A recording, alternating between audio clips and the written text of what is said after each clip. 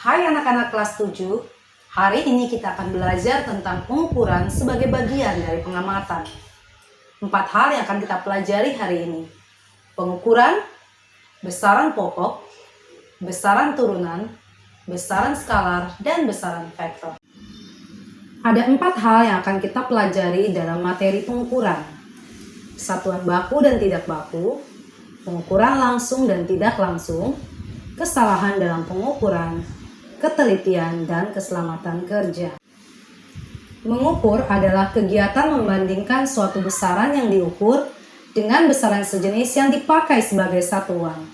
Beberapa contoh pengukuran adalah pengukuran panjang meja, pengukuran massa tubuh, pengukuran lingkar badan, dan pengukuran tinggi badan. Kita mengenal satuan tidak baku, yaitu satuan yang memiliki nilai berbeda-beda dan tidak diakui secara internasional. Ada 4 contoh satuan tidak baku: jengkal, hasta, kaki, dan depa. Sementara satuan baku adalah satuan yang disepakati dengan syarat yang harus dipenuhi. Syarat itu adalah 1. Mempunyai nilai tetap.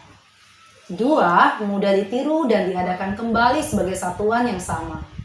3. Dapat digunakan oleh semua orang di seluruh dunia. Pengukuran dapat dilakukan secara langsung dan tidak langsung.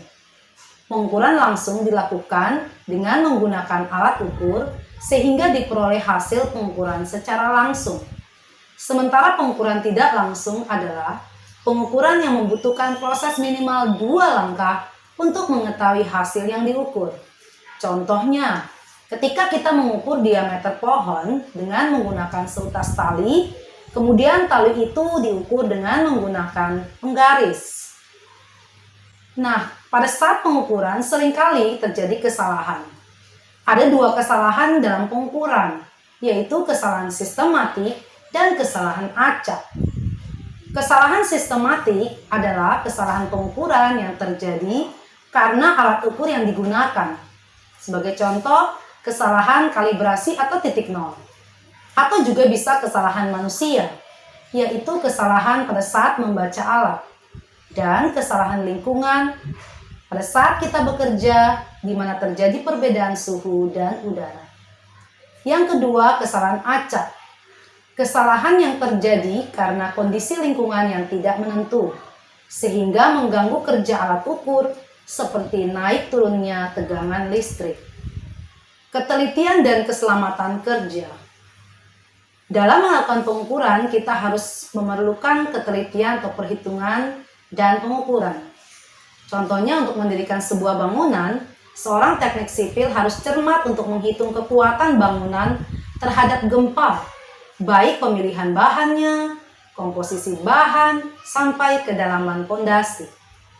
Untuk ketelitian dan keselamatan kerja di laboratorium sekolah, pada saat kita melakukan percobaan di laboratorium, kita harus berhati-hati dalam melakukan percobaan dan mengikuti prosedur kerja dalam buku praktikum.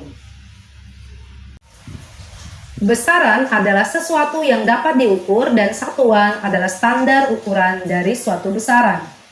Misalnya kita mengukur panjang meja dengan menggunakan penggaris, didapatkan hasil pengukuran 60 cm.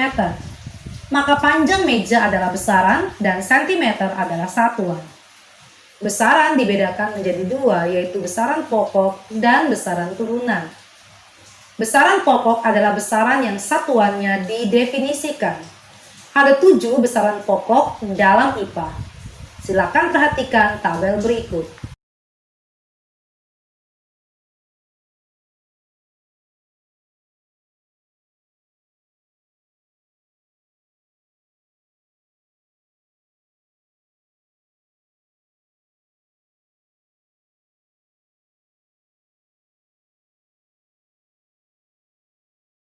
Panjang adalah besaran yang menyatakan jarak antara 2 titik. Alat ukur panjang adalah penggaris, roll meter, jangka sorong, dan mikrometer skrup. Massa adalah jumlah materi yang terkandung dalam suatu benda. Alat untuk mengukur massa benda adalah neraca sama lengan, neraca haus, dan timbangan duduk. Waktu adalah selang antara dua kejadian dan dua peristiwa. Alat untuk mengukur waktu adalah jam pendulum, stopwatch, dan jam atom. Besaran turunan adalah besaran yang satuannya diturunkan dari satuan-satuan besaran pokok. Saya memberi contoh 3 besaran turunan. Yang pertama adalah luas. Luas adalah hasil perkalian antara panjang kali lebar dengan satuannya meter pangkat 2. Luas adalah besaran turunan yang satuannya diturunkan dari satu besaran pokok, yaitu panjang. Yang kedua, kecepatan. Kecepatan adalah jarak dibagi waktu. Satuannya meter per sekon. Kecepatan adalah besaran turunan yang diturunkan dari 2 satuan besaran pokok, yaitu panjang dan waktu. Yang ketiga, gaya. Gaya adalah hasil perkalian massa dengan percepatan. Satuannya adalah kilogram meter per sekon pangkat 2. Gaya adalah besaran turunan yang diturunkan dari 3 besaran pokok, yaitu massa, panjang, dan waktu. Berdasarkan nilai dan arahnya, besaran dibagi menjadi 2, besaran skalar dan besaran vektor. Besaran skalar adalah besaran yang hanya mempunyai nilai atau besar, tetapi tidak mempunyai arah.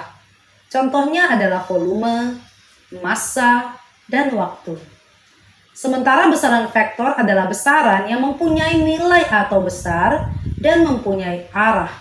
Contohnya, perpindahan, gaya, kecepatan, dan percepatan. Demikian materi hari ini. Materi berikutnya kita akan belajar tentang klasifikasi makhluk hidup. Sampai jumpa.